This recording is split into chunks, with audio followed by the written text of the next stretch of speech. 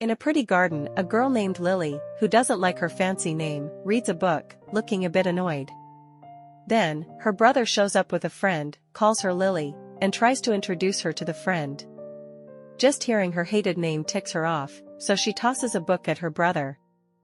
Little does she know, the new guy is Asher Astrid, a 21-year-old giant with intense blue eyes, like a wildfire.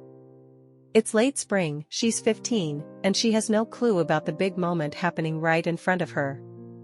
Right now, we're diving into our main character's story. Since she was tiny, they've been molding her like a potter shapes clay. They're turning her into something way bigger than her name, Lily.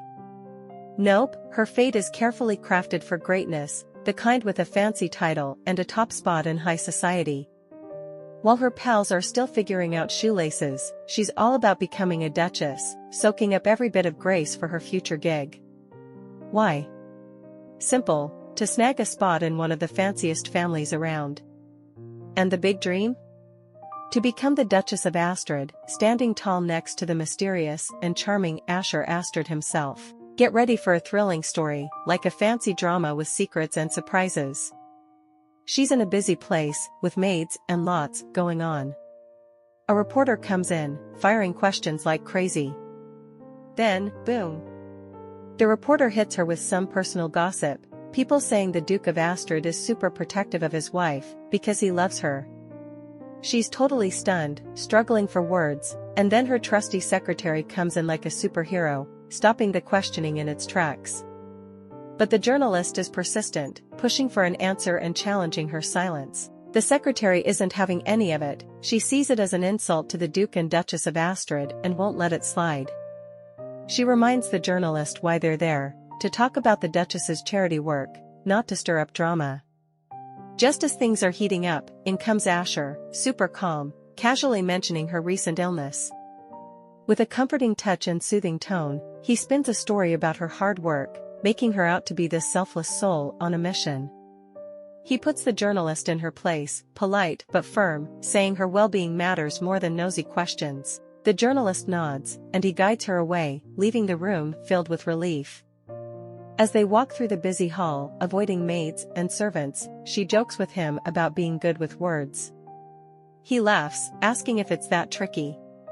When they get to their room, he tells the servants to go, saying they'll call if they need anything.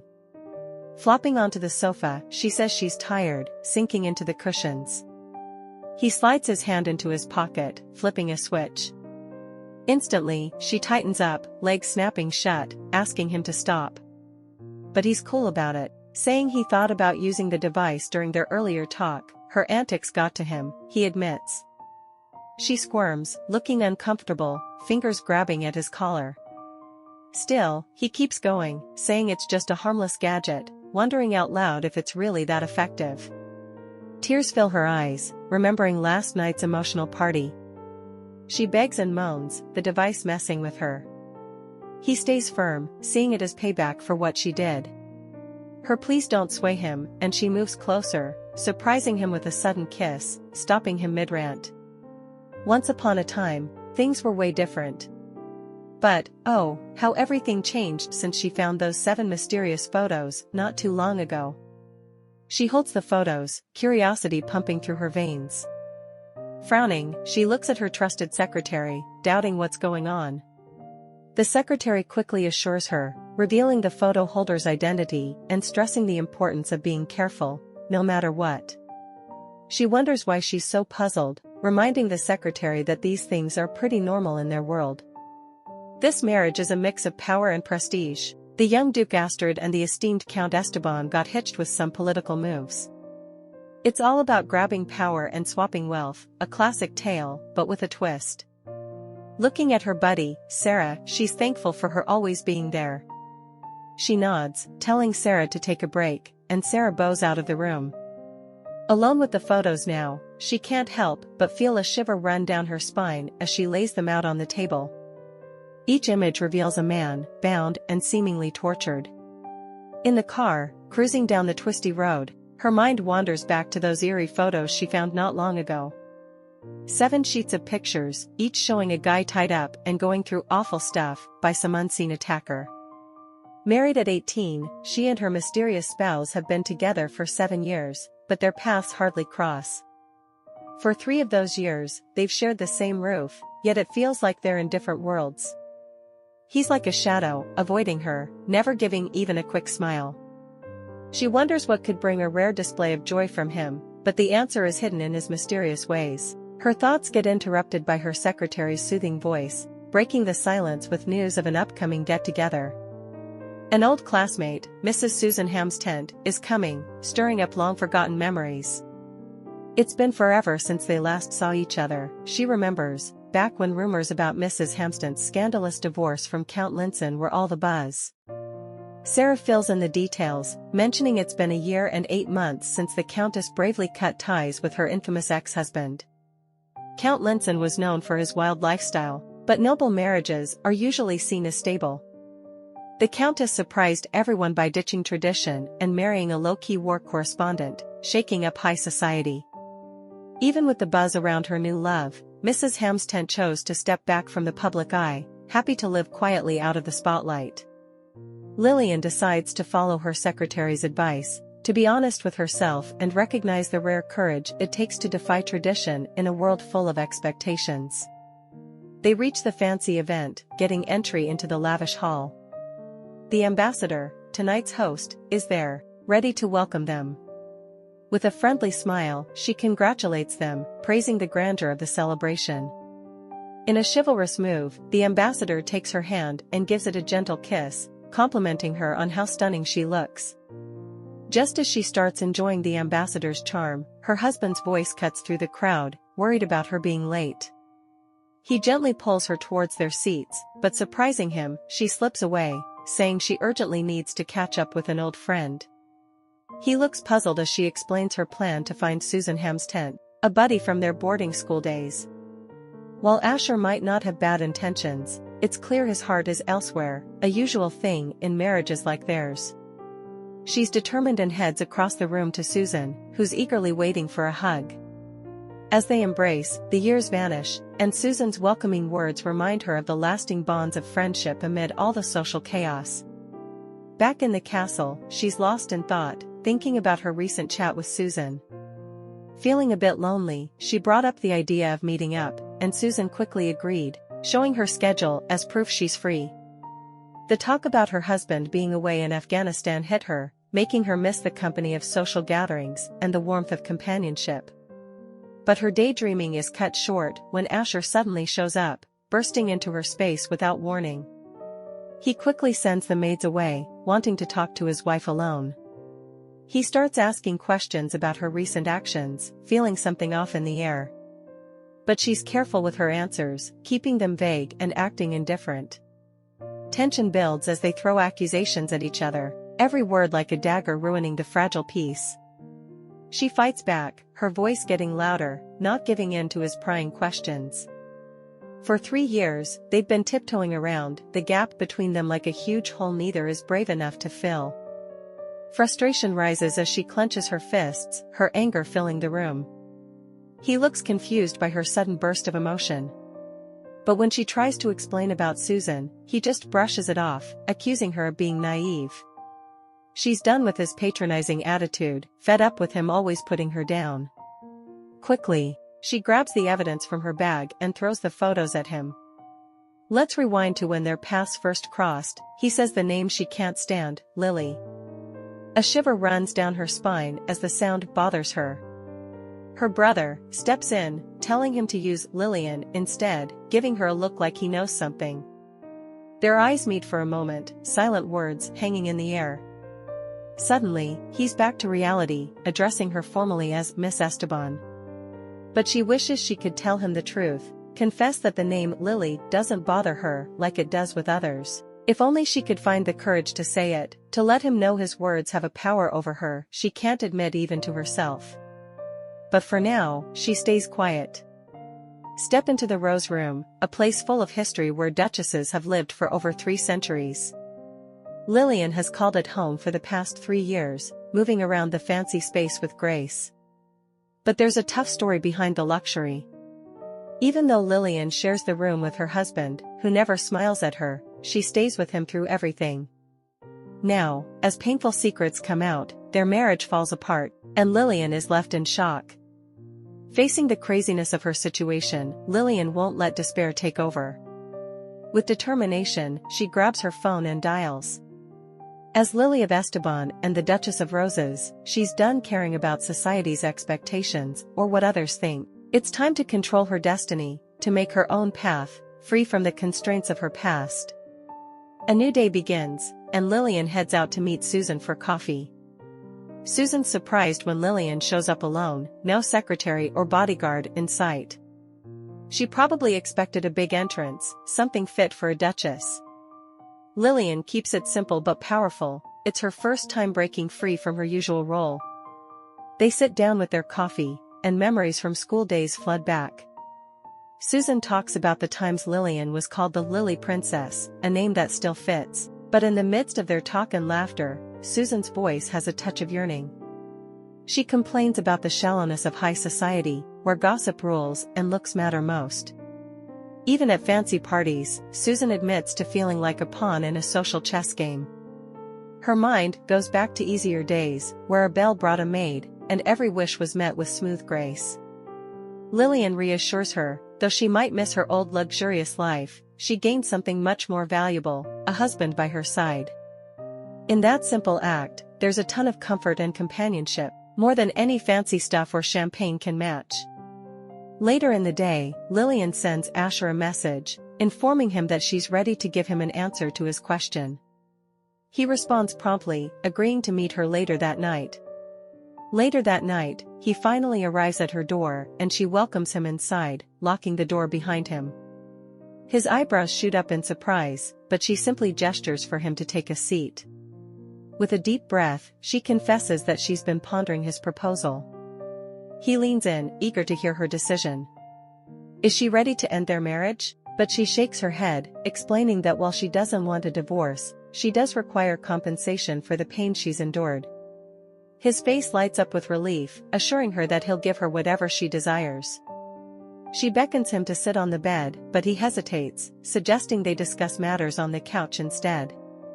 Yet she remains firm, insisting on the bed. Reluctantly, he complies, taking a seat as she stands before him, her gaze unwavering.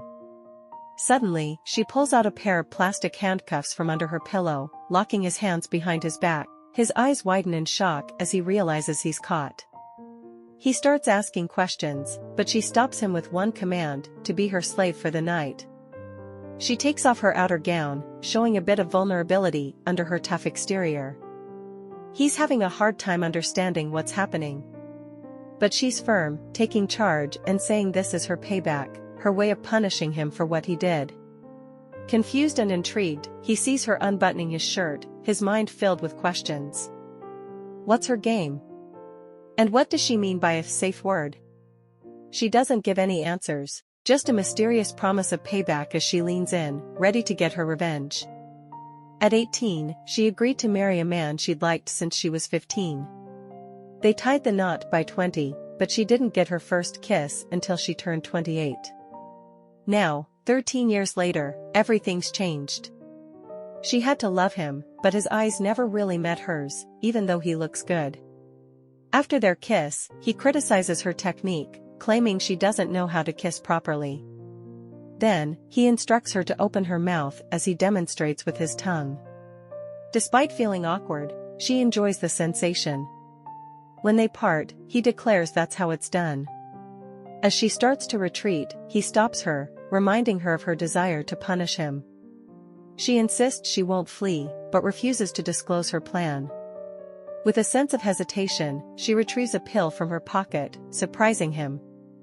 He questions its origin, but she challenges him to take it, leaving him speechless.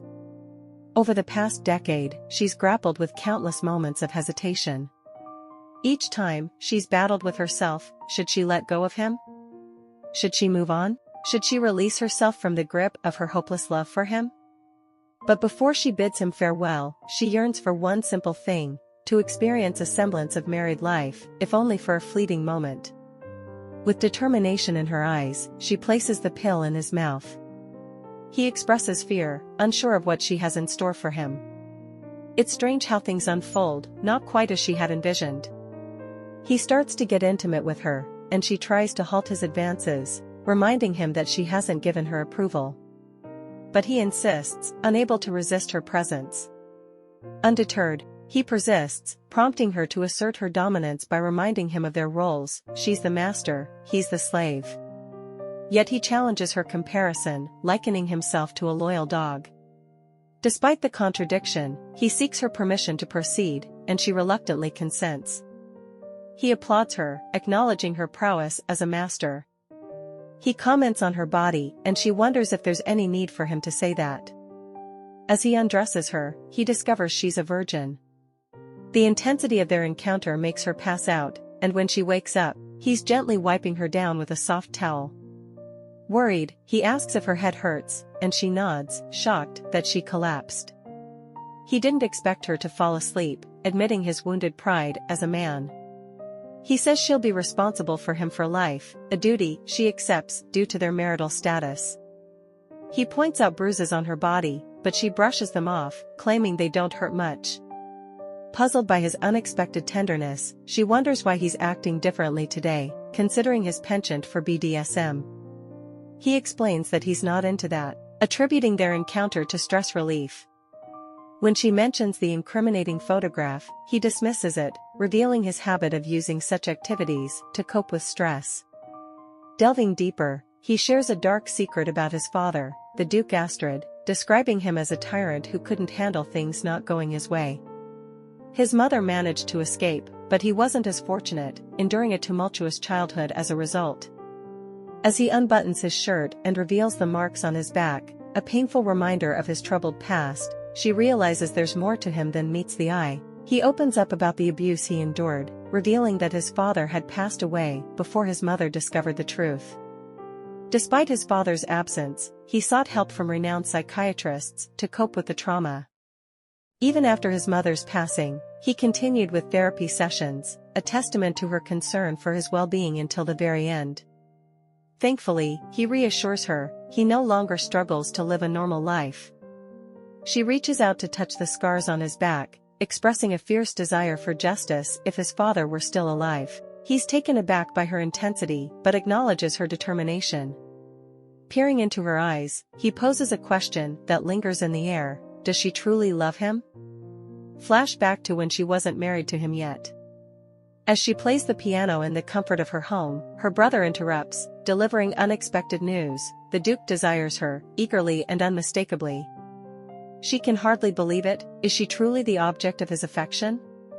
The encounter in the garden replays in her mind, leaving her torn between fantasy and reality. Part of her wishes it's all just a dream, but deep down, she yearns for it to be true, not wanting to awaken from the possibility of such a surreal moment.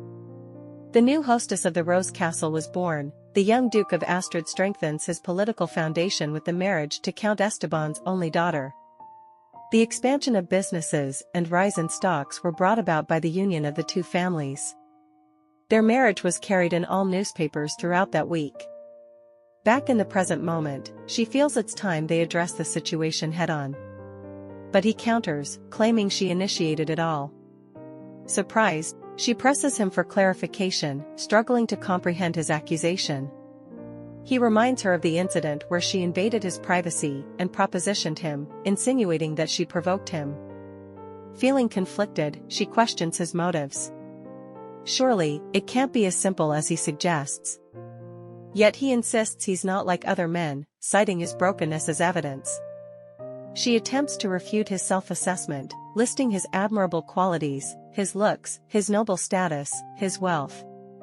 But he cuts her off, revealing the harsh reality of their relationship. It's merely a political arrangement, a transaction for the benefit of their families. As he waits for her response, he draws closer, seeking reassurance. She hesitates, grappling with her feelings. Does she truly want to be with him? His abrupt question catches her off guard, leaving her uncertain. She dismisses his declaration as childish, but he persists, inching closer until she feels his touch. Despite her protests, he stops, recognizing her discomfort. In a moment of vulnerability, he admits his desire for her, albeit in a restrained manner. She recoils, unable to comprehend his conflicting emotions. But he assures her that he won't push her boundaries, respecting her wishes. However, he makes it clear that given the chance, he would gladly explore their connection further. He talks about a rocky future, unsure and unstable. He admits his feelings are a mix of love and obsession. If she wants his love, fine. But if stability matters more, she'll end up in a strange obsession. It's a tricky balance, he says, where what she wants will shape their relationship. As he speaks, his touch is tender, his fingers tracing gentle patterns on her skin. She can't help but wonder if his affection is genuine. Does he truly like her for who she is? His response is possessive yet oddly alluring. Even if she must be tamed to be by his side, her body belongs to him, not her. Gazing into his eyes, she reflects on their complex dynamic. Does he realize he may be the one consumed by obsession? Yet she finds herself yielding to his embrace, surrendering to the allure of his kiss. In that moment, she realizes she's always yearned for him, reaching out with all her strength, hoping to capture a fleeting moment of bliss. For if she could hold him close, just for a moment, she'd gladly forsake the use of her legs for a lifetime. As morning sunlight filters into the room, she stirs from her slumber, finding herself nestled beside him in bed. He's still asleep, his peaceful expression drawing her admiration. When he finally wakes, she playfully comments on his sleeping face, to which he responds with a hint of amusement, admitting she's the reason he's awake. Their banter continues as he jokingly blames her for his disrupted sleep. He inquires about her rest, then rises from the bed, instructing her to remain where she is, insisting she do nothing but relax. She awakens to find herself in the Duke's room, her body aching from the previous night's activities. His voice interrupts her thoughts, explaining why she's there. He hands her clothes, ones she's never seen before, claiming he bought them for her, even before their relationship took a new turn. Despite her reluctance, he insists she wear them, reminding her of the commitment she made to him. He lays down conditions, dictating that she'll now sleep and wake up with him every day, and he'll even choose her underwear. She protests, finding the clothes uncomfortable and fearing judgment from others. But he dismisses her concerns, citing his obsession and her consent. Unhappy with his demands, she accuses him of behaving like a pervert, like someone who plays with dolls. He denies the comparison, admitting he enjoys choosing her clothes, a task he shares with his grandfather. As he carries her to the bathroom, she pleads for privacy, but he refuses, asserting his authority as her husband. Days later, they go for an event and she tells him that she thinks they have to restrain lovemaking because it gets a little difficult when walking. He whispers into her ears, reminding her that she just said they have to practice more. The scene shows where they get intimate. Here he's telling her not to behave like a virgin, but to loosen up. He is quite amorous and also very scary, because inside him, there's something that is missing. It's evening and she's in a party where she meets her longtime friends, who tells her that they have been hearing about her charity services, and also encourages her to continue. They talk about her husband as the Countess talking good things about him. She's envious of her marriage.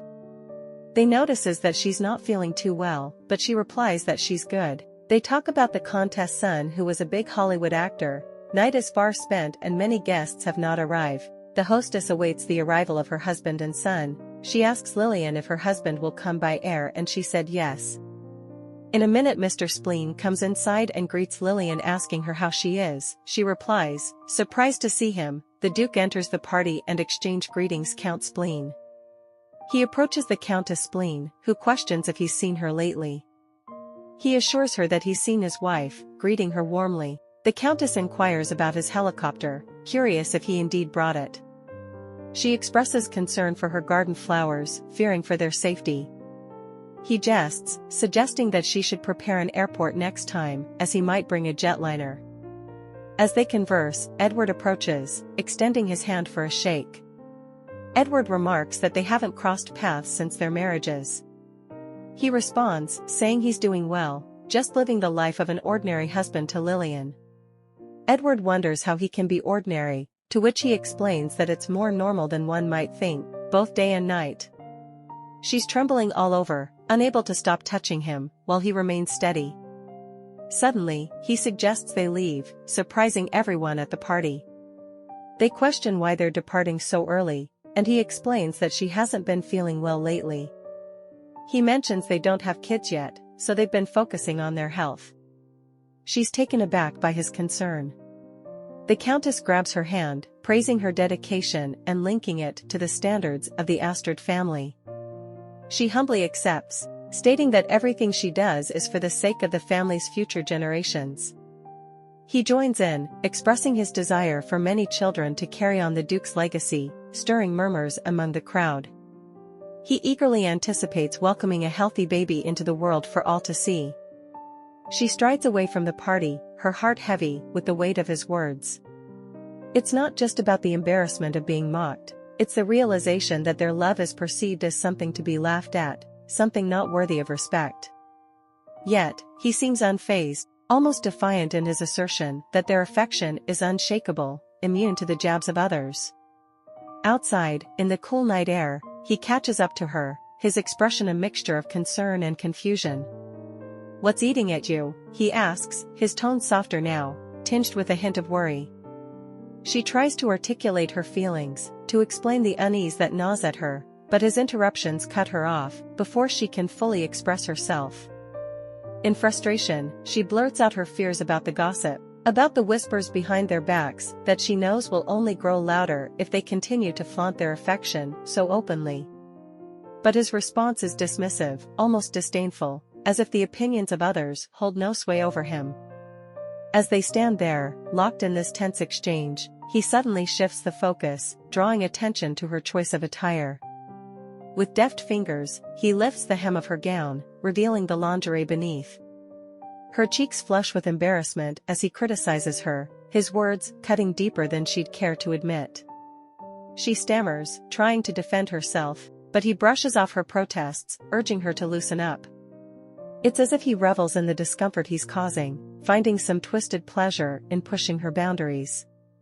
Desperate to escape the scrutiny of their surroundings, she pleads with him to stop, to consider the consequences of their actions.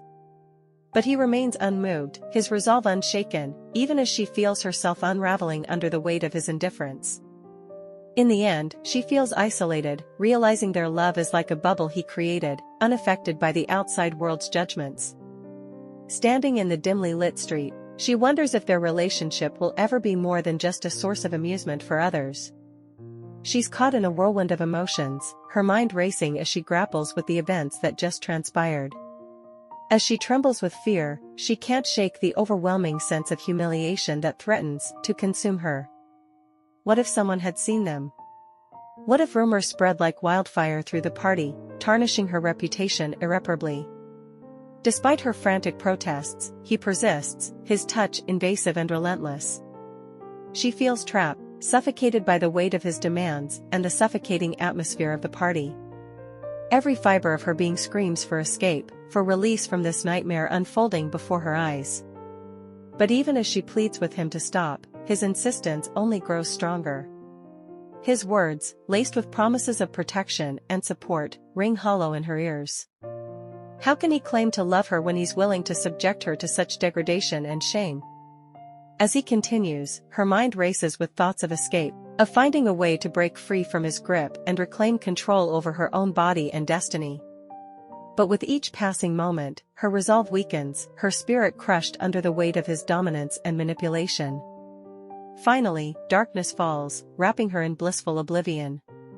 When she wakes up, she's in a helicopter, its blades humming a comforting tune amid the chaos in her mind. But even as she drifts in and out of consciousness, a nagging question persists in the back of her mind: who was the mysterious visitor mentioned in hushed tones by the partygoers? And what role did they play in this unsettling drama that has unfolded? A few days have passed, and she finds herself once again attending the regular fundraising event held at Othwan Royal Hospital. As the car pulls up, a flurry of reporters surrounds her, their cameras flashing and microphones thrust forward, eager for an interview. But her secretary politely declines their requests, emphasizing the importance of the cause over media attention.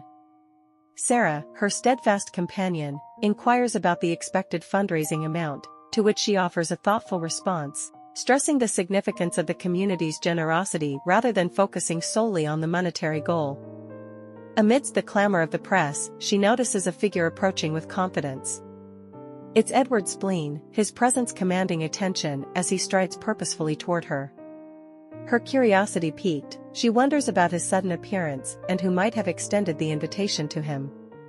As she awaits his arrival, a mix of anticipation and intrigue fills her thoughts, wondering what motives or connections might bring him into their midst on this particular occasion. As they embrace warmly in greeting, the bustling press corps swarms around them, eager for a scoop.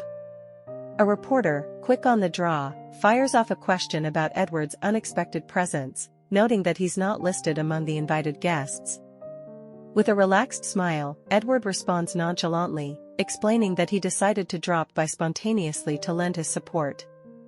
Her expression softens with gratitude as she thanks him for his impromptu appearance, noting how his presence adds an extra layer of excitement to the charity event. She mentions their shared history as schoolmates, subtly downplaying any romantic undertones in their relationship, and expresses genuine happiness at seeing his success in Hollywood.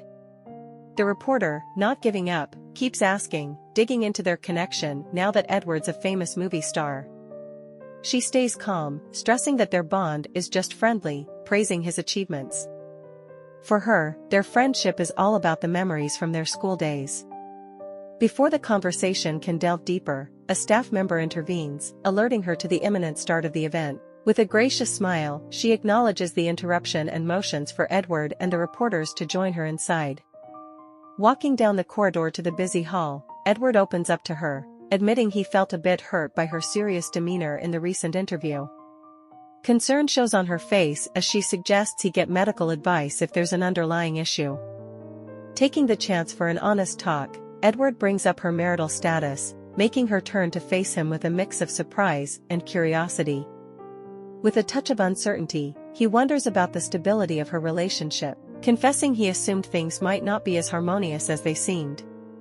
Confused by his sudden curiosity, she leans in, asking for more explanation. Unfazed by the hospital environment surrounding them, Edward persists, expressing a desire to witness her serious demeanor once more. A touch of exasperation colors her response as she gently chides him to refrain from engaging in such peculiar antics. Puzzled by her reaction, Edward seeks clarification, prompting her to wonder if he's testing her patience. Before he can articulate a response, she cuts him off, her impatience palpable as she urges him to articulate his thoughts clearly. It's then that Edward drops a bombshell, suggesting that she consider divorcing her husband. Shock reverberates through her, disbelief evident in her wide-eyed stare as she grapples with the implications of his words. Refusing to entertain such a notion, she vehemently denies Edward's insinuations, revealing that her mother's request for his presence was motivated by a desire for his assistance, not an indication of marital strife. Undeterred, Edward presses on, leveling accusations against her husband, hinting at undisclosed issues hidden beneath the surface. With a heavy heart, he reveals his belief that her husband suffers from a mental illness, a revelation that sends her mind spiraling as she recalls past conversations and events in a new light. She wants to ignore Edward's claims as not true, but a doubt sticks in her mind. Seeing her struggle, Edward keeps going, linking her getting worse physically with her husband supposedly treating her badly. His words bother her, making the throbbing in her head worse as she tries to figure out what his accusations mean. In frustration, she pushes back, telling Edward to give her space to think. With a heavy heart, she turns away, footsteps echoing down the corridor as she steps back from the heated talk, leaving Edward to ponder the impact of his words. As the evening settles in, her mind swirls with thoughts, each one echoing Edward's unsettling words. Though his way of expressing love is unconventional, she grapples with the idea that maybe everything isn't as okay as she thought. Still, she holds on to the belief that he hasn't crossed into abuse, finding comfort in this steadfast conviction. Despite her internal struggles, a glimmer of hope flickers within her, urging her to seek out the counsel of a trusted confidant. Susan Hampston's name springs to mind, a beacon of trust and understanding in her life. With resolve in her heart, she settles into a cozy chair, phone in hand, ready to bridge the distance between them with a simple call. However, her hopes are dashed as she encounters frustration upon frustration when Susan's number refuses to connect. Each failed attempt serves as a stark reminder of her isolation, prompting her to cast her net wider in search of companionship and reassurance. Turning to another old friend, Jane, she dials the familiar digits, her heart pounding with a mixture of anticipation and anxiety. The phone rings, and she holds her breath, hoping to hear Jane's familiar voice cut through the uncertainty clouding her mind. Finally, the line comes to life, and she seizes the chance to ask about Susan Ham's tent, craving any news that could bring a bit of comfort in the midst of her turmoil. Days later, Lilian steps through the hospital doors. She's greeted by a series of notices detailing the facility's visiting hours policy. It's clear the hospital is dedicated to providing a tranquil environment for its patients, and to achieve this, they've implemented some strict guidelines. Beyond 7 o'clock in the evening, access to the building is off-limits for visitors. Instead, they're directed to gather in the spacious hall located on the first floor, offering a designated space for those waiting to see their loved ones until 9 o'clock. But the hospital's commitment to maintaining a safe and hygienic environment doesn't stop there. Alongside the visiting rules, there are ample reminders about the importance of cleanliness. Disinfectant stations are strategically placed throughout the premises, ensuring that patients, staff, and visitors alike have easy access to hygiene supplies. Navigating the maze of hospital corridors, she finally arrives at room 201. With a gentle tap on the door, she announces her presence before stepping inside. There, she finds Susan, who looks visibly surprised by her unexpected visit. Susan wastes no time in questioning the reason for her appearance, prompting her to swiftly explain that Jane had filled her in on the situation, compelling her to pay a visit. As she takes in the scene, Susan's husband lies in the sick bed, offering a warm introduction and expressing his pleasure at meeting her in person. With a smile, she returns the sentiment, extending words of comfort to both husband and wife. Susan graciously accepts the bouquet of flowers she brought. Susan's husband shares his gratitude towards his wife, attributing his survival to her unwavering support. He recounts his harrowing escape from kidnappers, still in disbelief at his miraculous getaway. Expressing a desire to personally thank the Duke for his rescue, he reveals a deep-seated longing to convey his gratitude in person. Moved by his sentiments, she assures him that she will make sure her husband hears of his kind words, promising to relay his appreciation for the Duke's heroic intervention.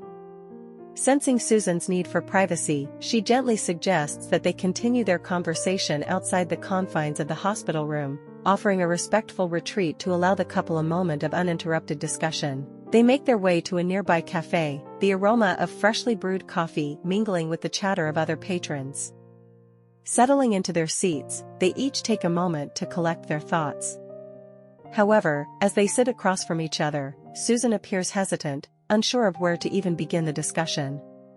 Sensing her friend's discomfort, she offers a reassuring smile, assuring Susan that she's here to lend an ear and offer support. Reflecting on her own journey, she shares a bit of her past, admitting that she hasn't always been among the elite class. Recounting the events surrounding her husband's kidnapping, she recalls the moment Susan reached out to her at a party, providing a phone number for communication. Yet, after her husband's safe return, Susan inexplicably changed her number without explanation, leaving her feeling puzzled and somewhat betrayed. As Susan gathers her thoughts, she notices the defensive posture in her friend's demeanor. Unable to contain her frustration any longer, she unleashes a torrent of emotions, feeling hurt and betrayed by Susan's assumption that she harbors disdain towards her. With a furrowed brow, she confronts Susan, accusing her of manipulating the situation to prioritize her husband's rescue while keeping her in the dark. In a flurry of heated words, she expresses her disappointment and anger, feeling deceived and used by someone she once considered a trusted friend. She questions Susan's motives, wondering aloud why she would choose to deceive her and withhold such crucial information. As their emotions reach a boiling point, the conversation takes on a confrontational tone, with accusations flying back and forth across the table. Refusing to back down, Lilian points out the inherent unfairness in Susan's actions, highlighting the fact that it was ultimately her husband's decisions that led to the precarious situation they found themselves in. She underscores the efforts made by the government to negotiate the release of all hostages, only to be blindsided by Susan's unilateral decision to focus solely on her husband's rescue, leaving others behind. With frustration mounting, she demands answers from Susan, urging her to confront the consequences of her actions and acknowledge the harm caused by her choices. Susan starts her story, going back to a few years ago when she bumped into Arthur at a lively club. In the midst of bright lights and thumping music, both hidden behind masks, Arthur's presence still caught her eye. But even with their short chat, Susan realized Arthur had no memory of the encounter, and there was a noticeable lack of any emotional connection between them. Susan vividly tells about Arthur's behavior at the club, explaining how he stayed distant and unapproachable, avoiding physical contact with the women around him. According to Susan, Arthur's main way of engaging was through his voice, standing out in the club's noise. Yet, he couldn't fully join the party. In her memory, Susan shares that during their talk, Arthur frequently called her Lily, a detail that stuck with her long after the encounter. As Susan delves deeper into her story, she admits to her friend that her initial intention in seeking her out was driven by ulterior motives. She candidly confesses that she had hoped to deceive her, using her as a pawn in a larger scheme. Now, Susan's true motives surface in a moment of openness. Despite her initial trickery, she admits her intentions weren't entirely selfish. In a sincere confession, Susan reveals she just wanted to help Arthur in his tough times, hoping to ease his struggles, even if just a bit. As the night unfolds, Lilian walks through the familiar streets on her way home, Susan's revelations weighing heavily on her mind. With each step, she replays their conversation, wrestling with the question of whether things could have been different if honesty had prevailed from the start. Lost in her thoughts, she is suddenly jolted back to reality by his unexpected appearance along the path. Edward's words echo in her mind, stirring up doubts about her husband's behavior and potential issues. She sees Asher, who unexpectedly says he loves her, making her feel a bunch of emotions. She wonders if what Susan said influenced him. With a heavy heart, she talks about divorce. He pulls her into a tight embrace, his arms wrapping around her as he murmurs that the divorce proposal is off the table, pleading with her not to leave. Despite moments where she believed everything was fine, the truth emerges that he had been deceiving her all along, and she had been oblivious to it all. She feels a pang of naivety, realizing she had given her best efforts, but the innocence of her youth has faded away. His pleas continue, accompanied by apologies, but her mind drifts back to Susan's revelation about the name he often called her.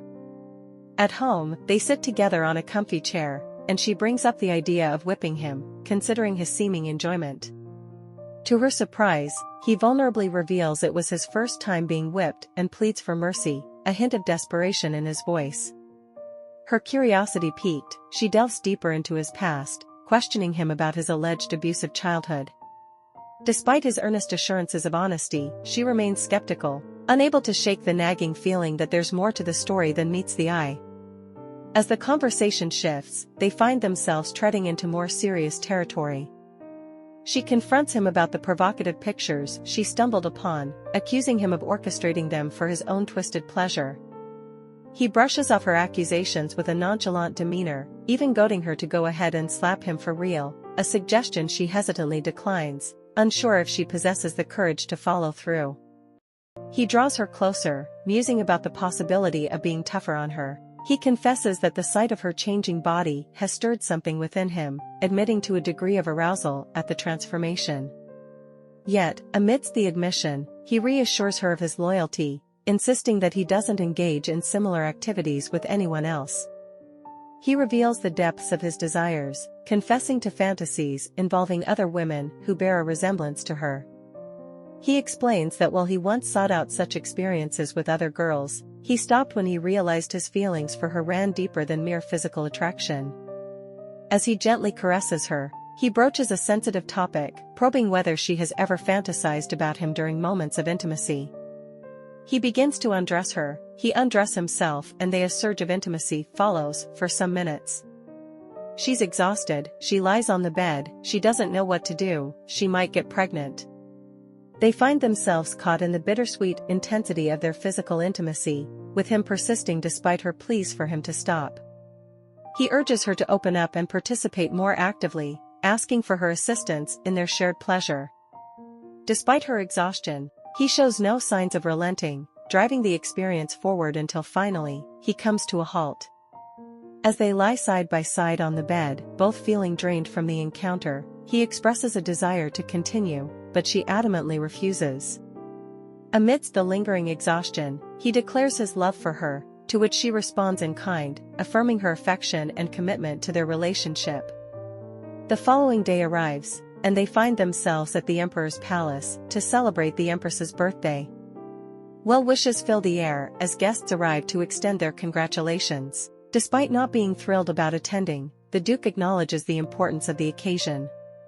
She reassures him that there won't be many more parties to attend in the future, to which he nods in understanding. Suggesting they pay respects to her mother, they make their way over to greet her.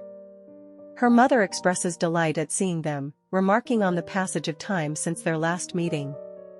She also admires the necklace she's wearing, which she proudly reveals was a gift from her husband. Her mother inquires about her well-being, noticing the absence of any jewelry on her ankle. The Duke steps in, explaining that he thought it might be uncomfortable for her to wear anything on her ankle. As her mother draws nearer, she probes further, expressing concern about rumors she's heard regarding her daughter's well-being. She brushes off the speculation, attributing any perceived change in her demeanor to her decision to stop attending parties. Later on, they find themselves swaying to the music on the dance floor, lost in each other's embrace. Amidst the rhythm of the music, he shares his observations about her mother's behavior, noting that she doesn't seem to enjoy crowded places like the one they're in. He expresses concern about her diabetic symptoms, possibly worsening. She confides in him, admitting her worries about her mother's health. He takes a moment to apologize for his behavior earlier in front of her mother, acknowledging that he has a lot on his mind. She quickly forgives him, understanding the weight of his responsibilities. In a tender moment, he reassures her that his primary concern is her well-being. Her heart swells with affection as she gazes into his eyes and professes her love for him. It's a rare sight to see him smile, but today she succeeded in bringing that joy to his face. He returns her affectionate gaze with a smile of his own, affirming his love for her. Their lips meet in a passionate kiss, sealing their love in the warmth of the moment. Arthur Astrid flashes back. He never truly loved his father, Matthew Astrid, the previous Duke of Astrid. He clarifies that this lack of love doesn't equate to hatred. Describing his father as a sadist, someone who believed in using violence to control others, he reflects on the painful and uncomfortable experiences he endured as a child.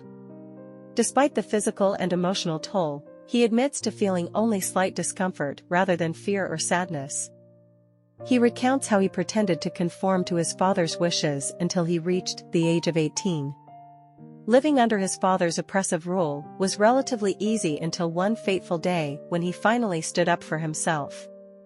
In a moment of defiance, he seized the whip from his father's grasp and struck back, leaving his father shocked and timid in his presence thereafter. With a vast fortune inherited from his grandparents and a grand mansion to call his own, he no longer felt the need to subject himself to his father's cruelty. Since that pivotal moment of rebellion, he has found solace in the independence and security afforded by his wealth and autonomy. As the morning light filters into the room, he emerges, ready to start his day. To his surprise, he encounters Henry Esteban, Lilian's brother, who seems to be up early as well. Curious, he inquires about the reason for Henry's early awakening, to which Henry confesses that he had trouble sleeping the previous night. In the course of their conversation, Henry mentions his longing to reunite with his parents, whom he hasn't seen in quite some time. He expresses his intention to book a cab to make the journey home. However, before he can proceed with his plans, Astrid intervenes, offering to drive him home since he happens to be passing through that area. Henry is pleasantly surprised and grateful for the unexpected offer of assistance. Without hesitation, he accepts Astrid's kind gesture, eager to be reunited with his family. With Astrid's offer of a ride, they set off for the house, the car journey ahead seeming like it will be another mundane day. Upon arriving home, Henry suggests they have a cup of coffee together before he continues his journey. Astrid agrees, and they head into the garden, where Astrid takes a moment to admire the surroundings. He remarks on how long it's been since he last visited home, expressing his happiness at being back. Spotting Lilian, Astrid suggests they go greet her. However, when he addresses her as Lily, she reacts by throwing her book at him, making it clear she dislikes that name. As he gazes at her, with her green eyes and the name he used to call her, he recalls the special significance of the day they first met eyes, likening her to the flower after which she's named. Henry corrects him, reminding him that Lilian prefers to be called Lady of Esteban. Lilian picks up her book and remains silent as Henry asks about their parents. Reflecting on the time before he turned 20, Astrid admits he felt directionless, merely going through the motions of pleasing others without any clear purpose. However, everything changed the day he met Lilian. Despite feeling angered by her silent dismissal, Henry offers excuses for her behavior, attributing it to her status as the only girl in the family. Determined to win Lilian's favor, Astrid resolves to pursue her like a coveted flower. Together, they make their way to meet Henry's father, setting the stage for potential future interactions with Lilian. Months pass, and Astrid mourns the passing of his father.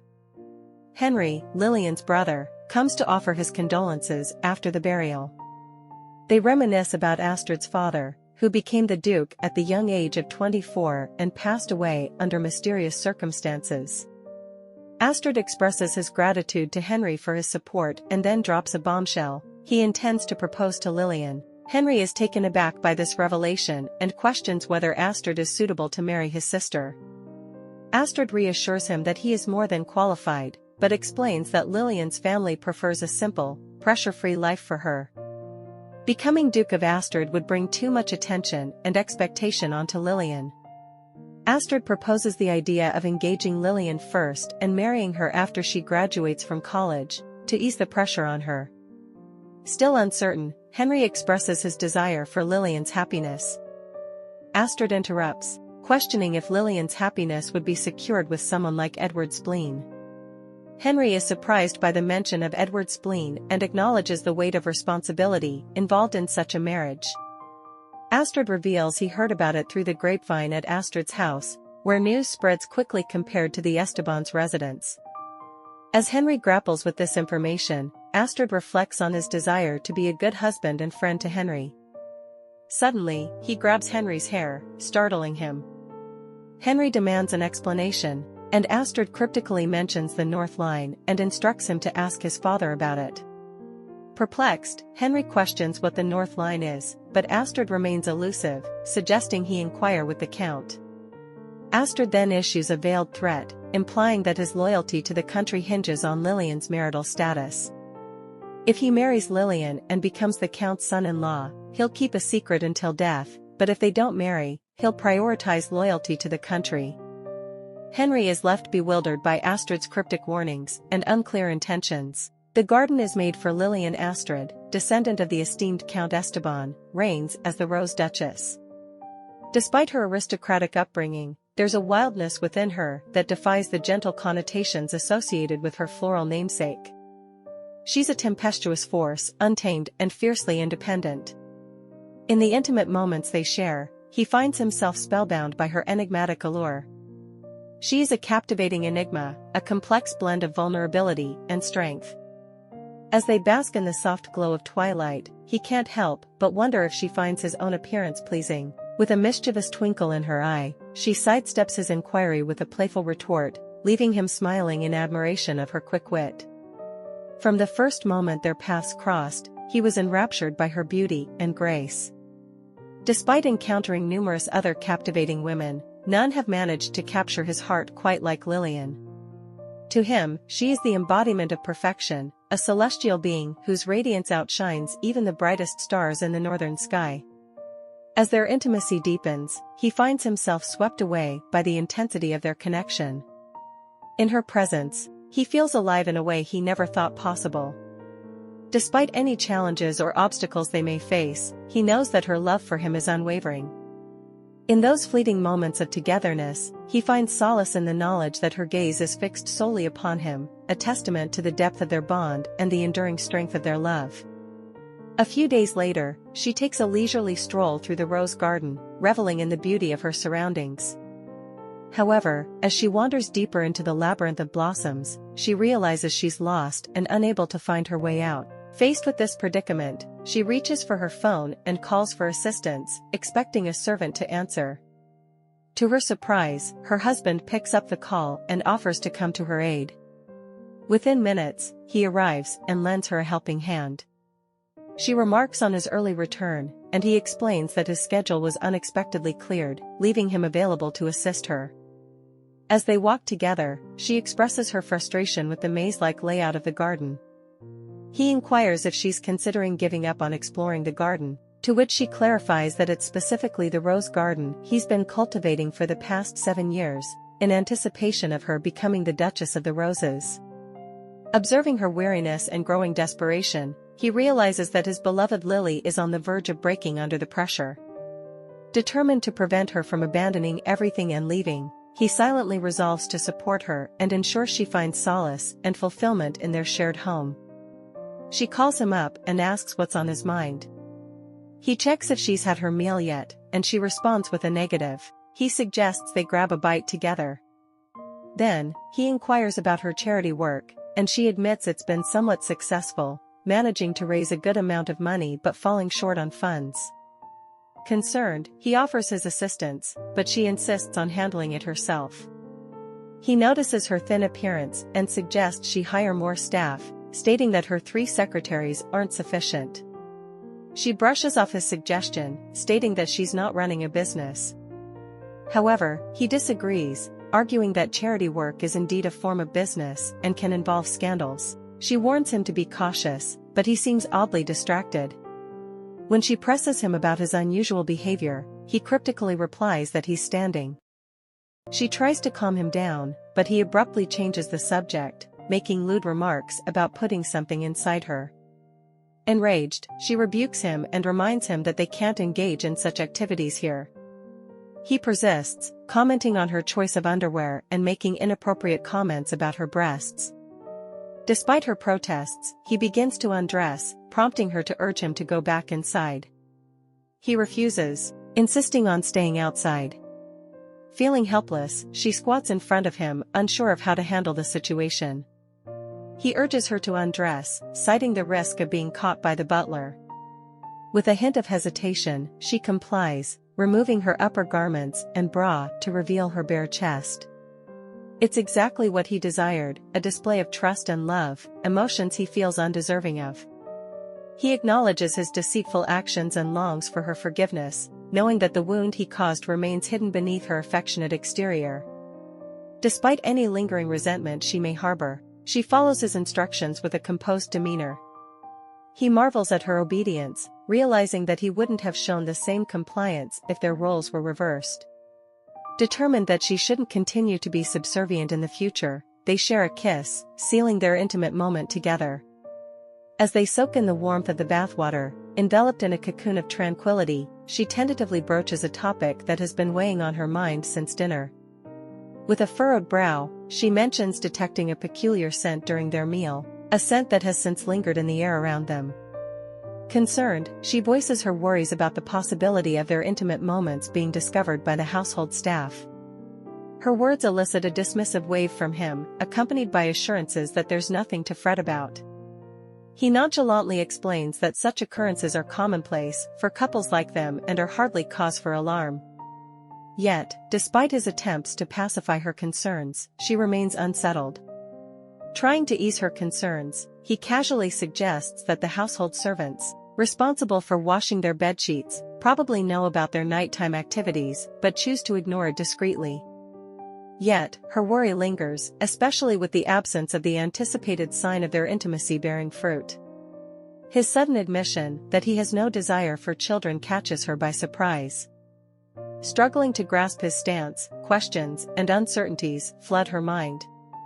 Sensing her distress, he quickly tries to soften his previous statement, expressing some understanding. He emphasizes that, while actively seeking parenthood may not be his focus, he recognizes its merits. However, his words don't ease her yearning for motherhood, rooted in a deep desire to nurture and raise their child. As they navigate the emotional minefield of differing desires, they realize that their visions for the future may not align as seamlessly as they once believed. Lying in bed, his phone rings suddenly, disrupting his slumber.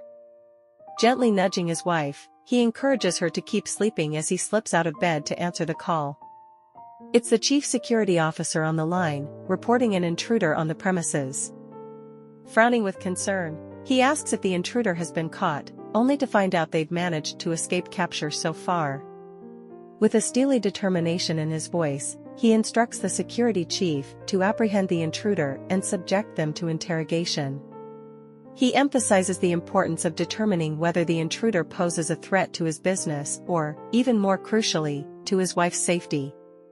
Resolute in his stance, he insists that the intruder must be taught a lesson, ensuring they understand the consequences of daring to trespass onto his property and endanger his wife.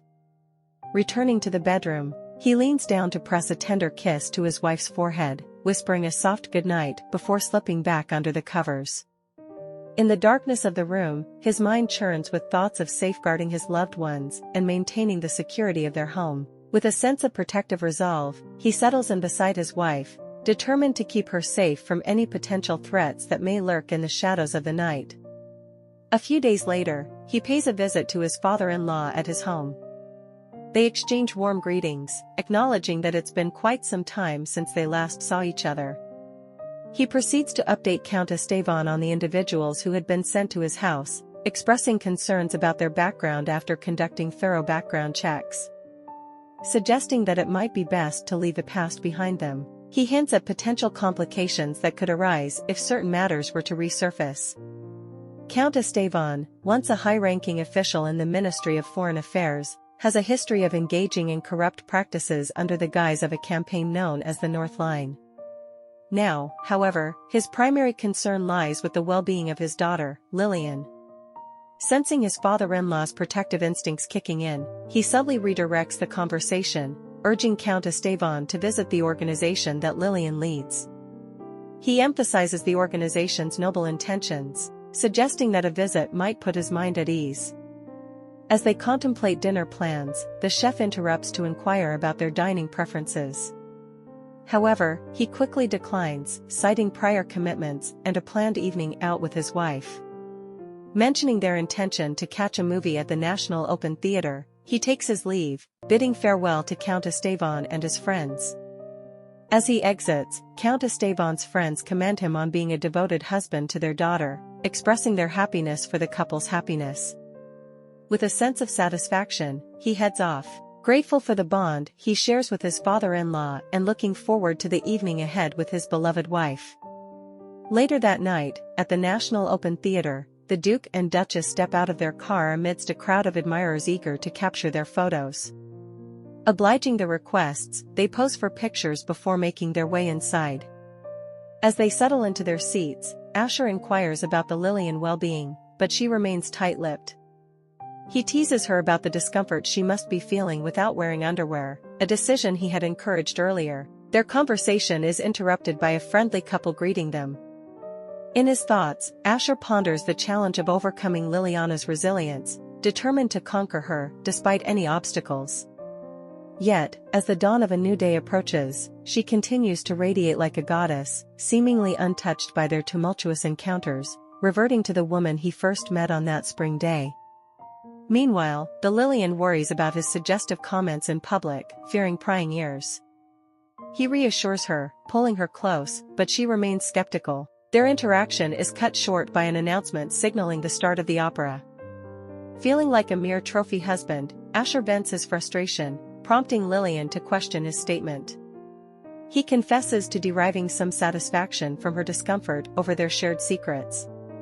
Before they can delve further, they are interrupted by a familiar face, Mr. Santua, an expert in forestry with whom Duchess Lilian collaborated on a campaign project. As they exchange pleasantries, the Duke Asher senses something amiss, noticing Mr. Santwa's anxious demeanor. Suddenly, Mr. Santwa draws a gun, but the Duke acts swiftly, tackling him to the ground and disarming him. With calm resolve, he instructs for the authorities to be alerted. The Duchess Lilian is bewildered by Mr. Santwa's actions, but the Duke Asher remains composed, suggesting they leave immediately for their safety. With a sense of urgency, they make their way home, mindful of the dangers that now lurk in their midst.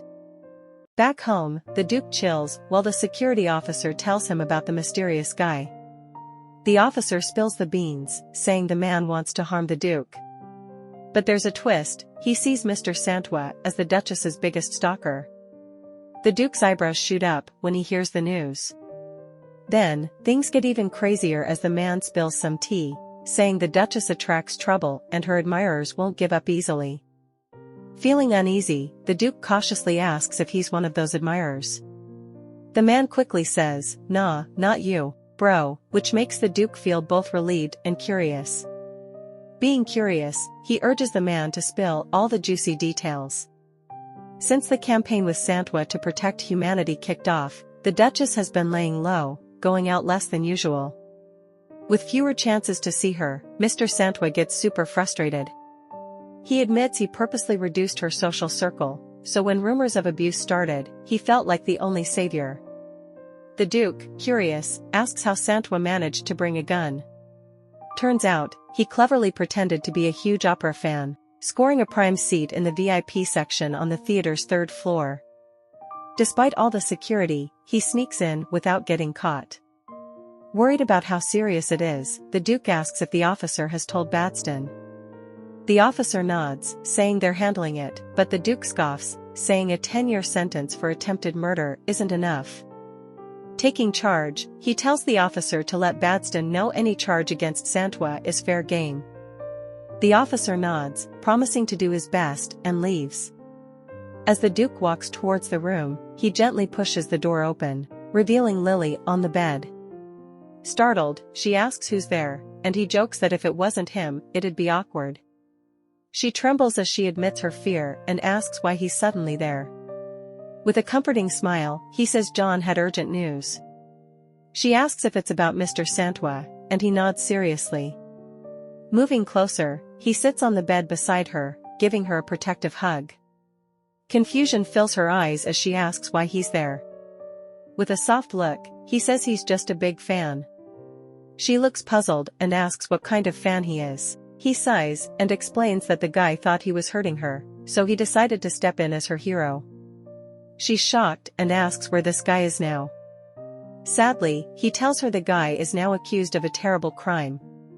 He describes how Santwa had been following her, wanting to end his life. Knowing Santwa liked opera, he carefully got himself a VIP seat. Even with tight security, Santwa managed to blend in with the guards. And that's where their paths crossed in the corridor.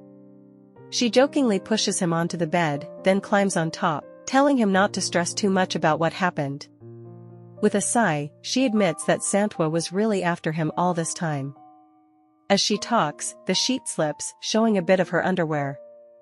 She feels sorry, realizing she didn't see any bad intentions from Santwa. She thinks about how just a minute could have changed everything for him. Guilt eats at her, knowing she accidentally put him in danger. Then, she feels something strange under her, making her jump in surprise. She gets annoyed and asks what he's doing. He blushes and admits he's turned on, but tells her to keep talking, ignoring his own feelings. She gets frustrated, wondering how she can ignore what's obvious. His response, calling her sexy when she's mad, just makes her more annoyed. With a sigh, she gives in, but makes it clear about her boundaries. She starts unbuttoning his shirt slowly, saying nothing will happen without her saying so. He's warned about possible regret but agrees to follow her lead.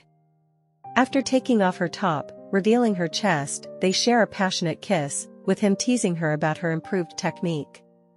She playfully pinches his shoulder to remind him of her boundaries and the importance of mutual respect. Lost in the moment, they continue their embrace, exchanging whispered endearments. However, she pauses, halting their intimacy to express her discomfort with the situation. Unable to move, He lies still on the bed, his request to join her ignored. Filled with desire, he tries to free himself, frustration rising. Even though she says no, he decides to break the rules and act on his own. It's risky, but he's so desperate. Does she really dislike him that much? She gently covers his eyes, deepening their secret encounter. Ignoring his requests for control, she decides he's not ready for it in his current state. His longing look reveals his desires clearly. After some convincing, she gives in, giving him the power he's been begging for. They continue their passionate encounter, driven by desire and a touch of rebellion. He feels an intense hunger deep inside him, a primal urge pushing him forward.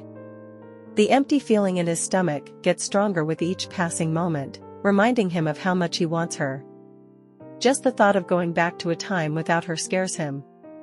He remembers how empty he felt and how lonely every breath was. He doesn't want to go back to that dark place he fought so hard to escape. The memories of that lonely time still haunt him, like a ghost that won't leave him alone. He can't imagine losing her, giving up the comfort of her touch and the sparkle in her eyes. She's his rock, keeping him grounded in a world full of unknowns. When she's around, he feels safe, like he's found a peaceful escape from all the craziness out there. With her beside him, he feels like they could take on anything, even the stars themselves.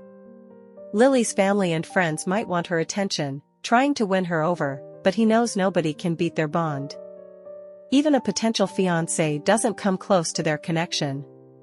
Their love is strong, like a flame that keeps burning, no matter what challenges come their way. Despite all the noise from the world, with everyone wanting her love and attention, he stays strong in his belief. He knows, deep down, that she's his and no one else's. Nothing can change his unwavering devotion to her. She's like his guiding star, leading him through tough times and lighting up his life with her presence. Let the world talk and try to break them apart. Let people envy them and plot against them. But none of it matters, because she'll always be his. She's like a light in a dark world. And they'll make a future full of love and happiness together. They'll be together forever, holding hands and hearts forever connected. As the sun comes up, the Duke sits outside, enjoying the morning light. Suddenly, John walks over, looking serious, with news that needs attention. The Duke nods, and John tells him Eugene Santua was found dead in his cell, ruled a suicide. It's sad news, and John says Santua's mom is here to take his stuff. The Duke looks worried as he wonders why Santua did it. John thinks maybe Santua felt too overwhelmed by his sentence, so he felt like he had no choice but to kill himself. The Duke nods sadly, understanding how heavy expectations and consequences can be. Just then, Lily calls out cheerfully, inviting him to join her for a photo session outside. He promises to come soon and gets up from his seat, excited to be with her. But before he can move, another voice interrupts, saying it's time for Lily to leave. In Lilian's busy office, there's a sense of purpose as she gathers her team, pushing them to focus on the upcoming campaign event against child abuse and the important fundraising day to support their cause. With urgency, she plans the day, making sure everything fits their mission to help vulnerable children. Once the chaos calms down, Lilian heads to her office, needing a break from all the responsibilities. Just as she gets comfortable in her chair, there's a knock on the door, breaking the quiet. Sarah, her reliable assistant, shows up, looking worried. Lilian is surprised since she doesn't remember any appointments for the day. Sarah hesitates before telling her the surprising news: a visitor named Christina Santua needs to see her right away. The name rings a bell in Lilian's mind, but she can't quite remember where she's heard it before, with so many people she meets daily. Intrigued by the urgency, she tells Sarah to bring the visitor in, curious about this unexpected meeting. As twilight falls, Sarah's urgent voice interrupts the Duke's evening thoughts. He picks up the call, intrigued by Sarah's mysterious message. As she tells him about Lily's unexpected meeting with Christina Santua's mom, the Duke tries to piece together what's going on. How did Lily get involved in Santua's sad story? Wanting to understand, he asks Sarah for more details, curious about how Lily is handling this surprising turn of events. Sarah's confirmation only makes the Duke more curious, making him wonder what Lily might be hiding beneath her calm exterior. When Sarah mentions Lily's sudden call to lawyer Bradston, alarms go off in the Duke's head, making him think about what it could mean. But Sarah's not done yet. She urgently reveals the mysterious gift Lily received from Mrs. Santua, a plain notebook hiding who knows what inside. The Duke's mind races with questions as he tries to figure out the puzzle in front of him. What secrets could be hiding within its pages? And how does it connect to Santua's death? As Sarah reveals where Lily is, the Duke gets determined. He ends the call, already planning his next move. He tells his assistant to reach out to lawyer Bradston and erase any mention of Santua from their records. His only focus now is protecting his wife. He knows the consequences for anyone who tries to harm Lily, and he's ready to make that clear to anyone who dares to challenge him. In the midst of the fundraising event, Lilian takes charge, rallying supporters and raising funds to fight child abuse. Each pledge from volunteers boosts her spirits, filling her with gratitude and hope. The generosity of sponsors keeps her optimistic, knowing they can really make a difference for vulnerable children. In the midst of the event's hustle and bustle, a familiar voice calls out Lilian's name, Duke Astrid, making a grand entrance. Lilian is surprised to see him and wonders why he's here, his unexpected arrival adding excitement to the evening. With a mischievous smile, he says he couldn't resist being with her and feels lucky tonight. As they talk, fireworks start in the distance, adding a magical touch to the scene. Duke Astrid looks at Lilian, silently inviting her to enjoy the moment. He pulls her close and whispers sweetly, his words filled with romance. Lilian is captivated by the beautiful display, reminding her of their shared memories and the strong bond between them. Later that night, as the party keeps going strong, Lilian's father suggests they head outside for a better view of the fireworks. Lilian agrees, feeling excited. Stepping into the cool night air, memories of past summers fill her mind, each step reminding her of their journey together. And as they watch the dazzling lights in the sky, Lilian realizes that happiness can be found in simple moments, like watching fireworks with loved ones.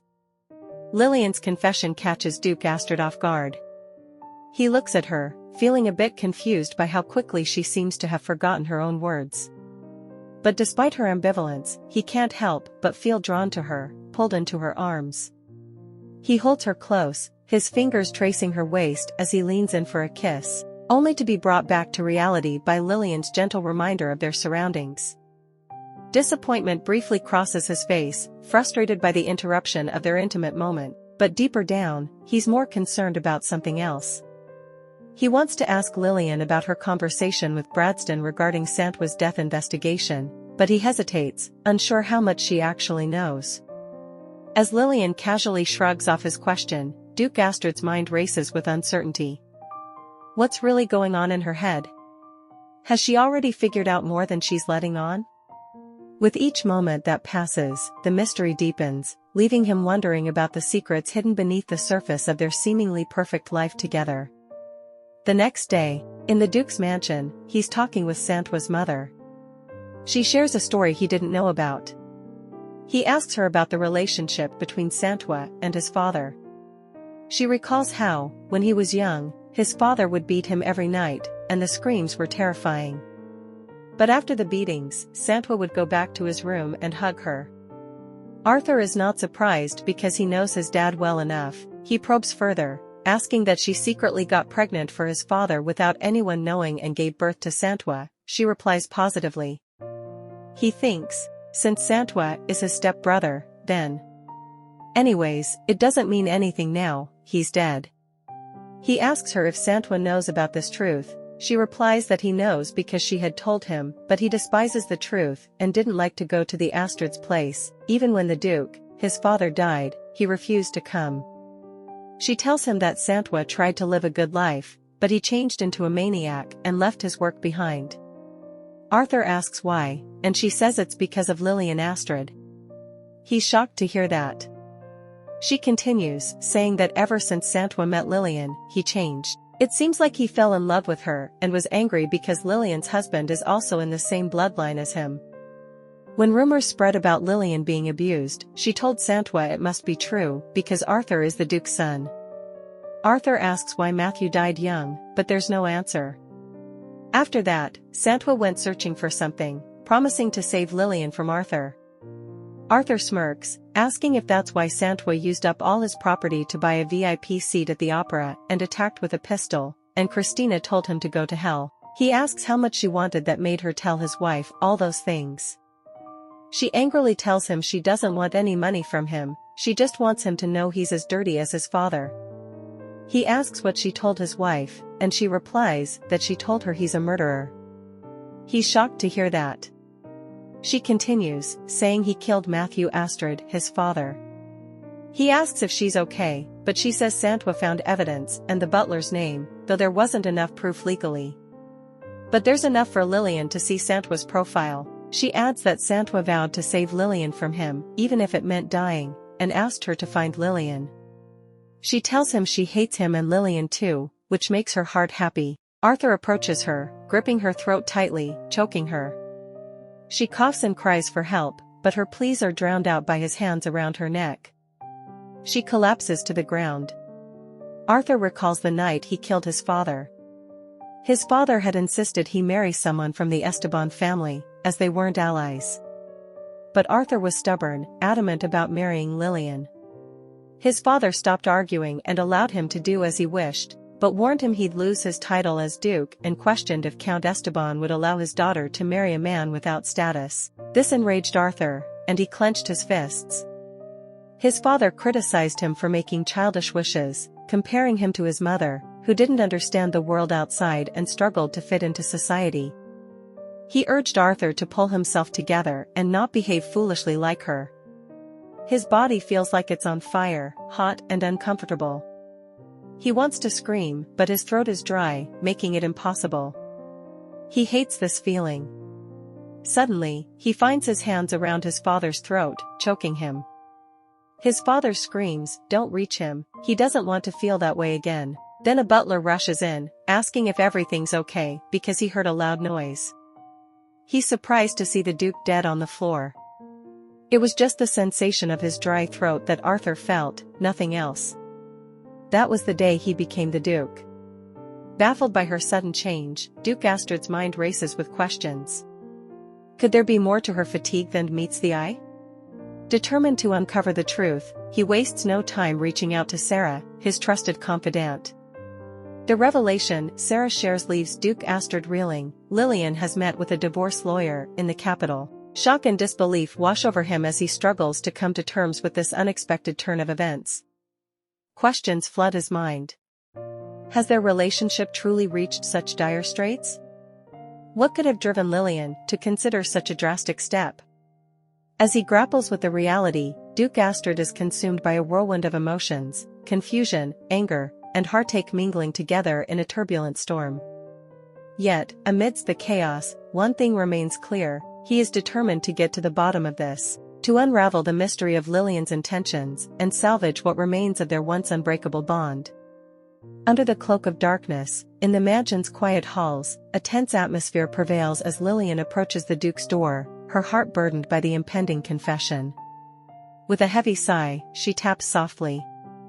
The door creaks open, revealing the Duke's solemn expression as he welcomes her in. With a trembling voice, Lilian discloses her plan to visit her parents for a while, a yearning for family connection tugging her away from their shared home. The Duke's reaction surprises her. He turns away, pouring himself a drink with practiced ease, his words tinged with bitter resignation. He reassures her that she's free to come and go as she pleases, but there's a bitterness in his tone, a reminder of the growing divide between them since their confrontation over the incriminating photographs. However, as he talks, a sinister undertone emerges. He discreetly slips a pill into her drink, a potent concoction meant to render her powerless. Lilian's eyes widen in disbelief as she gulps down the drink, feeling the effects of the drug washing over her like a tidal wave. As the room begins to spin and blur, the Duke's voice rings in her ears, accusing her of unpaid debts and broken promises. With a desperate strength, he carries her to the bed, his eyes filled with hunger. Clothing falls away, barriers crumbling as they give in to their primal desires, consumed by the intense urge that binds them together. Amidst the haze of passion, the Duke's words sting, his playful banter hiding a deeper pain, the dread of losing her, of facing abandonment yet again from the woman who means everything to him. As they cling to each other in a desperate embrace, a feeling of inevitability washes over them, as if they're powerless to resist the pull of their intense connection. Basking in the sun's warmth, Lilian sits outside with her lawyer, gratitude evident in her eyes as she expresses her appreciation for the visit. The lawyer dives straight into the heart of the matter, unveiling the intricacies of their divorce proceedings and the financial implications involved. As options like shares in the Astrid Investment Group or ownership of the Duke's extensive real estate holdings are laid out before her, Lilian's mind races with possibilities. She feels the weight of her decision, realizing the significance of her choices for her future. Amidst the whirlwind of discussions and legal terms, a deeper truth emerges, the lingering regret from her marriage to Duke Astrid. The lawyer's suggestion of couple counseling sends a shiver down her spine, stirring up memories of the fractured bond that once held them together. Lilian finds herself torn between the allure of wealth and the haunting memories of her past. While the summer villa of Russ offers the promise of peace and solitude, she grapples with the weight of her husband's tainted legacy. She refuses to live a life overshadowed by darkness and haunted by the specter of his crimes. As she considers her next move, her mind wanders back to the events of the previous night, the complicated mix of desire and manipulation that binds her to Duke Astrid, reminding her of the rocky journey they've shared. In that moment of reflection, Lilian realizes that the road ahead won't be easy, but she's determined to carve out her own path, regardless of the challenges it may bring. As the divorce lawyer, an expert in her field, presents Lilian with her options, she remains deep in thought, grappling with the weight of her decision. Taking inspiration from Joseph Campbell, the lawyer emphasizes the importance of setting aside one's ego for a successful marriage. Lilian's mind swirls with conflicting feelings, torn between her desire for independence and her fear of what lies ahead. As their conversation winds down, the lawyer encourages Lilian to reach out once she's made a decision, leaving her to contemplate her next steps. Alone in the lavish mansion, Lilian is engulfed by uncertainty. Each moment is overshadowed by the looming possibility of divorce, its weight felt throughout the halls of power. Seeking distraction, Lilian flips on the TV, only to be met with the glaring headlines about her and the Duke's rumored divorce. Her heart sinks as she absorbs the implications, not just for their personal lives, but also for their intertwined financial interests. As news anchors speculate on the market repercussions and the potential shakeup in executive leadership, Lilian remains glued to the screen, her thoughts consumed by the impending separation. Meanwhile, the Duke's camp remains silent amid the growing chatter. Lilian can't help but ponder what this means for their future. Just then, her phone interrupts her thoughts with a familiar ringtone. Seeing her father's number, she hesitates before answering, a mix of nerves and hope in her voice. Her father's concern wraps around her like a warm blanket, offering solace in the midst of her turmoil.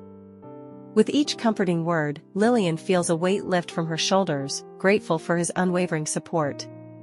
Yet, guilt nags at her for burdening him with her troubles. Still, his reassurances remind her of the love that awaits her at home, a beacon of hope in her darkest hour. As they chat, Lilian wrestles with her inner conflict, unsure of the right path forward. But her father's advice is clear: her happiness matters above all else, even if it means walking away from her marriage. As her father recounts the tale of Edward Splin and Matthew Astrid's machinations, Lilian's mind whirls with shock. The lengths her father went to shield her from harm leave her stunned, yet grateful for his sacrifices. Still, beneath his veiled words, she senses a deeper truth lurking. What secrets lie hidden within the walls of her childhood home? What mysteries await her discovery? With a heartfelt farewell, Lilian ends the call, but the weight of their conversation lingers. As she hangs up, uncertainty grips her, unsure of what lies ahead in the tangled web of her past. Lilian thinks back on her past, remembering her first love as a fleeting dream. But marriage, she realizes, is tough and requires more than just magic to make it work. She's haunted by memories of threats and coercion, feeling trapped in her own history. She wonders why this has happened to her. With each passing year, she feels the weight of time on her shoulders. Despite her noble lineage, divorce is rare in her family, yet it has struck twice. Lilian finds herself drawn into Santua's diary, uncovering secrets from the past. One entry, dated June 20, 1872, recounts an encounter with an old man at Gillenram's house, revealing hidden truths about Matthew Astrid's death and the web of deceit surrounding it. Flipping to the next page, Lilian's eyes fixate on a faded photograph of Arthur Astrid, triggering memories of their past. Betrothals, whispered confessions, and stolen kisses flood her mind, overshadowed by the betrayal that shattered her world. With determination in her heart, Lilian calls Sarah and plans an outing to escape the mansion's confines. She knows that outside, amidst life's chaos, she might find the answers she seeks. Rushing into the waiting car, anticipation courses through her veins as they head to Gillenram's house. Each mile brings her closer to the truth she seeks. As they arrive, she wastes no time knocking on the door, eager for what lies beyond. A curious young boy opens the door, his eyes wide at the sight of Lilian standing before him. When she asks to see his father, he sadly informs her that his father has passed away. Undeterred, Lilian agrees to wait in the living room while the boy prepares lunch. With a sense of urgency, she settles into an armchair, her eyes wandering over the room's decor. As the boy chats, reminiscing about his father's service to the Astrid family, Lilian listens attentively. She feels a twinge of sadness, reflecting on the ties that once bound them. The boy's anecdotes offer glimpses of wisdom gained from life alongside the Astrids. With each word from the boy, Lilian feels like she's piecing together a puzzle, trying to unravel the mystery of the Duke. She urges him to share more, driven by her desire to understand. Though the boy hesitates, Lilian's determination keeps her pressing forward.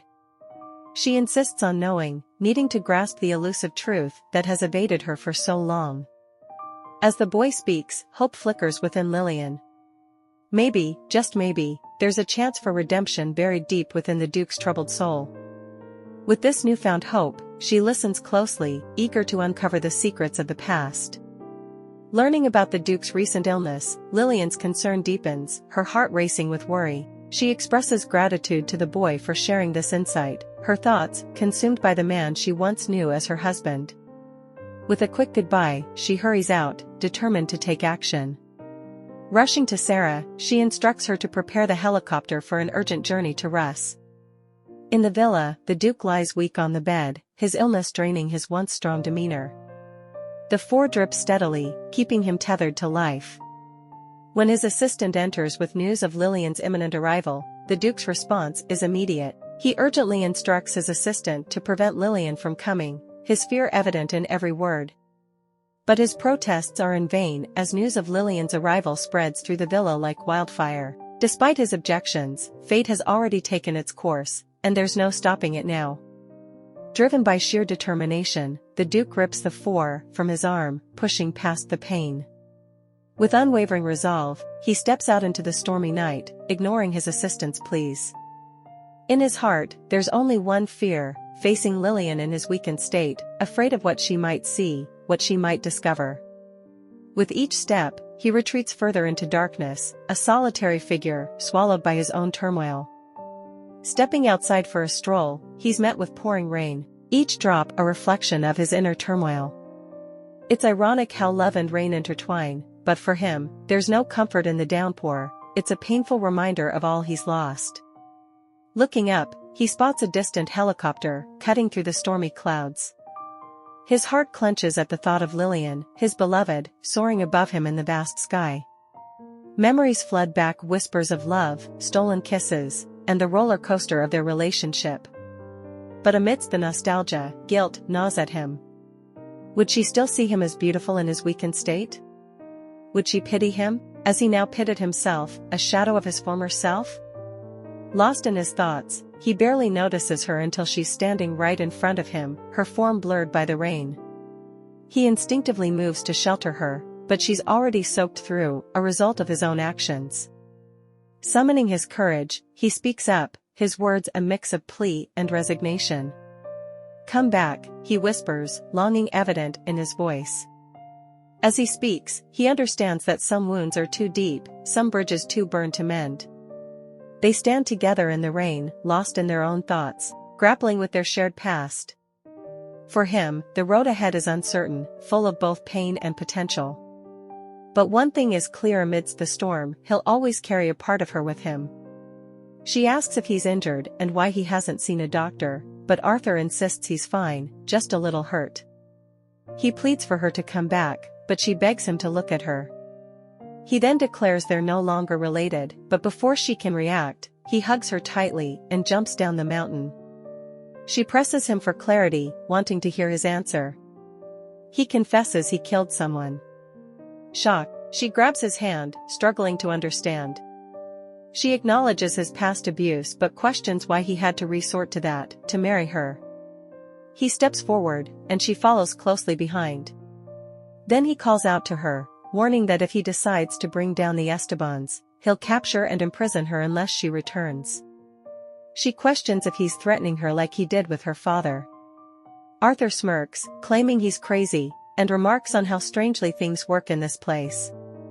He admits that if he has her, he'll do anything. He wants to imprison her, break her leg, and ruin her face so that no man will ever like her again. He continues, expressing that no matter what she becomes, he still loves her, whether she's fat, missing part of her face, or has healthy limbs. But he doesn't want to hate himself, so he's trying. He pleads for her to come back. Before she can respond, he confesses that he killed someone. When she asks who, he admits he held the knife and cut himself, cut his hair, all for her. Even though he's crazy, this situation is difficult for him. He urges her to leave and not come back. Breaking up like this, drearily and badly, isn't a bad thing. Finally, he recalls how she, his goddess, once found him falling from the northern sky, crying in the rain, the things he wanted from the beginning, the things he wanted to see, her happiness.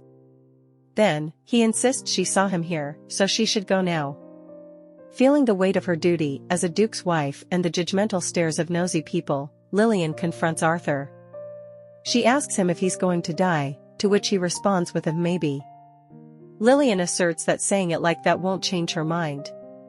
Despite being cheated on, she still feels sorry for her husband, even if he's a murderer. She's not foolish enough to destroy her only life. In a moral society, he'll face consequences.